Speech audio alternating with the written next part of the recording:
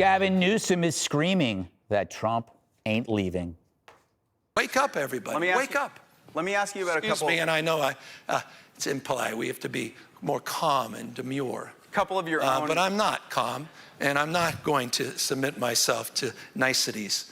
Not when this guy's trying to wreck our country. This is simply the most destructive and damaging individual in my lifetime that happens to be the President of the United States. I don't think Donald Trump wants another election. You think for a second you want... I have 24 Trump 2028 hats. His folks keep sending me. Who spends $200 million on a ballroom at their home and then leaves? That is the best. Sending him hats. I'm going to send him hats. Helicopter Hands was also smearing ICE as Trump's personal army.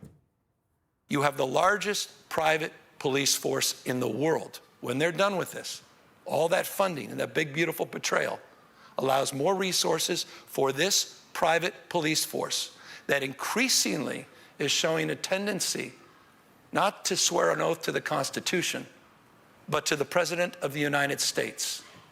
And he'll be sending them to voting booths and polling places all across this country. All right. You know, I saw quite possibly one of my favorite pieces of tape, Dana, of all time. I know that we often, we watch Gavin for his crazy hands. Trump called him out on his crazy hands, and now Gavin's got issues with his hands. Let's roll this tape and just watch how he's gripping with your life, his hands, and his little thumb. His little thumb is trying to escape, but he's like, I can't do it. He's got his left hand locked with the right hand. Somebody told him to do this, and it's like, but he can't. That little thumb, the little thumb's going. Look at that! All of them have their hands like that. Yes, exactly. Wait, the thumbs are moving. This is so weird. No, but he's trying to. Now Trump is in his brain over his hands. The question is, will he be able to control himself? Well, you know when he talks about the big, beautiful betrayal, that's a decent line. Like, okay, it's fine. But then I think, well, one of the reasons we're having the border issues in terms of increasing the number of police and law enforcement and ICE is because of the big, beautiful betrayal at the border. Yeah. That's what happened. And they don't seem to get that. I think it's interesting that he didn't seem to show up in Minneapolis for the DNC meeting, right? Because that's like, nobody wants to deal with that. It was so bad. Even he knew to stay away from that. But he is talking about authoritarianism when he won't put forward the money to deal with Prop 36. This was a bill that passed in California, not a bill, what do you call those things? Proposition, thank you. Prop 36, that's in the name. I should have known it.